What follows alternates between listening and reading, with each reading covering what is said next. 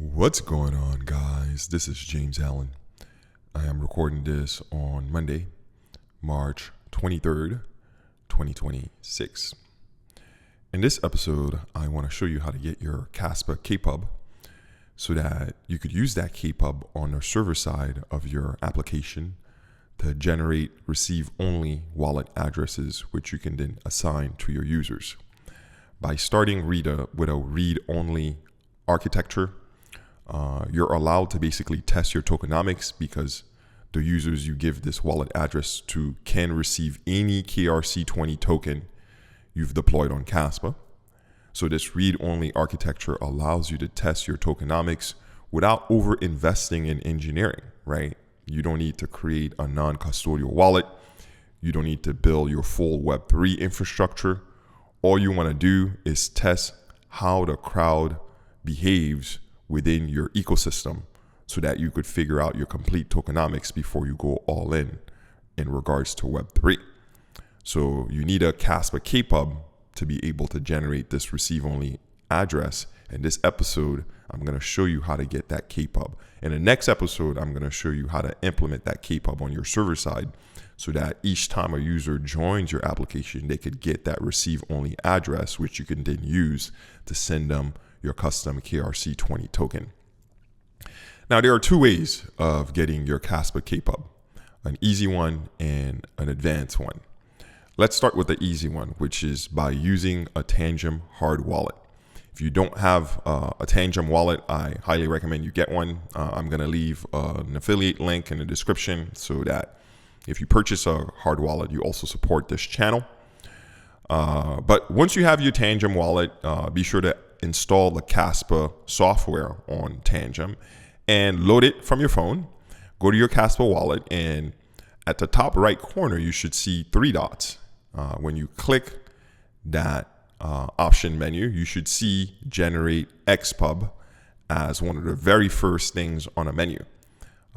So kPUB is extended public key, which is what a kPUB is. So click on generate kPUB, and you will notice that the Tangem hard wallet asks you to authenticate by scanning your card. So be sure to have your card on standby to authenticate the wallet. And you're also going to notice after you authenticate your card on Tangem, it's going to ask you for your BIP39 passphrase, which is whatever password you created for your Tangem wallet when you first initially set it up. So once you give it that passphrase, I think it asks you to authenticate your card one more time, and then you should get your Kaspa kPUB handed to you. Go ahead and copy it and save it somewhere safe, because that's what you're going to use on your server side to generate these receive-only wallet addresses for your users. Now, that was the easy way. Let's get into the hard way, which is using an air-gapped machine. An air-gapped machine is simply a laptop or a computer that's never been connected to the internet. It's completely secured. It's never been online, and it will never be online, right?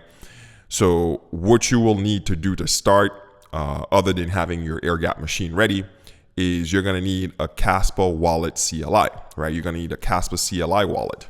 And to get that, you're going to need Rusty Kaspa. So go ahead and go to the link below here. I'm also going to leave the link in the description, and download the appropriate binary that you need for whatever operating system your air-gapped machine is running. So you're going to need Rusty Kaspa. Get the appropriate version for whatever operating system your air-gapped machine is using. Download it on your regular computer, put it on a hard drive or a thumb drive, and bring it over to your air-gapped machine. Take that bin folder and put it on your air-gapped machine, and now fire up your terminal and navigate into that bin folder. And your job now is to fire up or launch the Kaspa CLI. And how you launch it, I believe, is with /Kaspa wallet command. I'm going to leave it somewhere here for you to see the terminal command to use to launch the Kaspa CLI. And once you type that command, the CLI should launch. Again, you have to navigate into that bin folder first before you type that command. Now, once your CLI is turned on, your Kaspa CLI is turned on, you're going to need to join the network. And go ahead and type network mainnet. So join the mainnet network, because you cannot create a wallet without joining a network. So join the mainnet network. Again, I'm going to leave the command there for you to see. Once you're at the main net, now you could create a wallet. So you go ahead and use the create wallet command, and use that create wallet command followed by a name.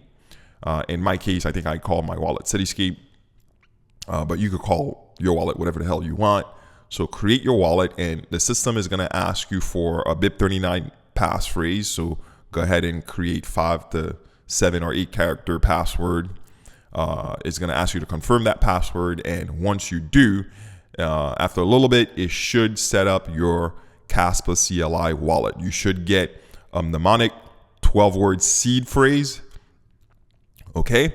And you should also get a Kaspa wallet handed to you. A wallet address handed to you, sorry. You should get your 12-word seed phrase and a wallet address handed to you. Now, you would think since you have a Kaspa wallet installed on your air-gapped machine, you could easily get your kPUB, right, using the CLI, but that's actually not the case.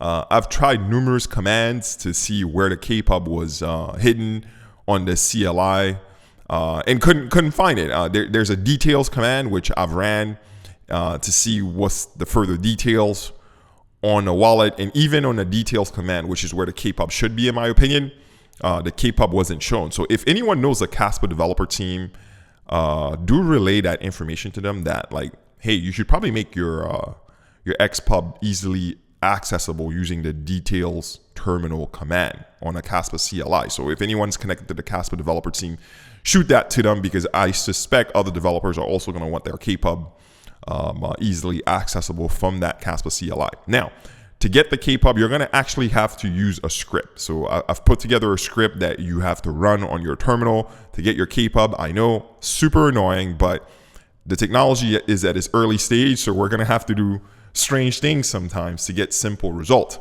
So I've uploaded the script that I've created on GitHub, so you could clone the repository and bring it over to the air-gapped machine using a thumb drive. So I'll leave the GitHub repo link somewhere in the description.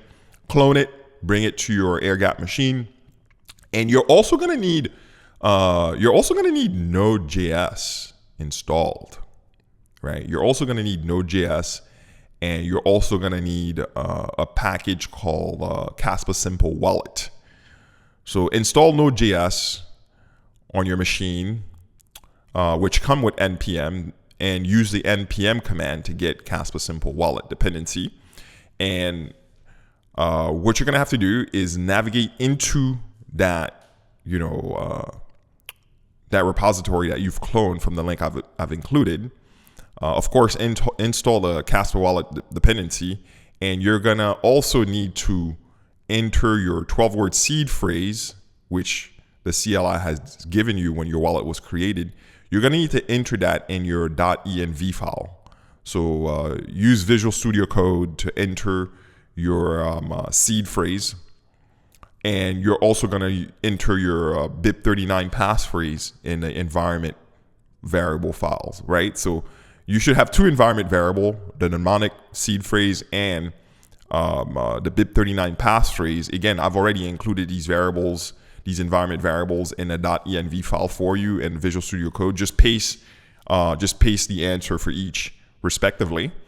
And now you're going to need to run the script, right? So to run the script, you're going to need to type the entire mnemonic.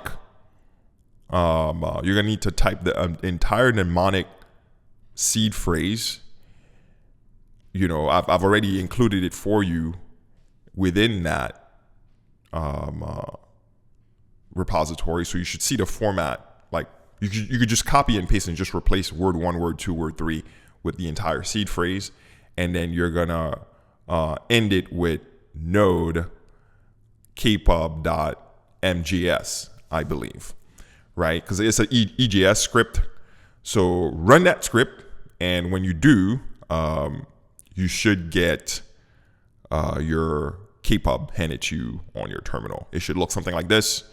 I've pasted it for you to see. I've blurred out my kPUB clearly because I don't want anyone having it, but you should have your kPUB once you run that script on your terminal be sure to substitute your 12-word seed phrase in a mnemonic section of the script to run. You should paste your seed phrase in the command, the mnemonic section of the command to run the script, and then you should get that kPUB handed to you on your terminal. And then again, I'm going to show it to you right here. Notice how the derivation path is also shown. We've covered these derivation schemes in a previous episode. So you should see everything should be making sense. So whether you got your kPUB using the Tangem Wallet or the air gap machine, it doesn't matter. Clearly the Tangem Wallet is much easier because you don't have to run a script on terminal and change environment variables and stuff like that. But if you already have an air gap machine and you don't want to buy a Tangem Wallet, just follow these instructions. Like I said, install a Kaspa CLI wallet. Once your wallet is created, git clone the script, put the correct environment variables, and run that EGS file, that EGS script that's included. Be sure to substitute word 1, word 2, word 3 with the actual seed phrase that the wallet given you. And once you run the command, you should get the kPUB handed to you. Copy that kPUB somewhere safe, keep it, because in the next episode, we're gonna show how to use that extended public key to generate receive-only wallet addresses each time a user joins your Web3 application. So this next episode is where your app crosses from Web2 to Web3. So get excited.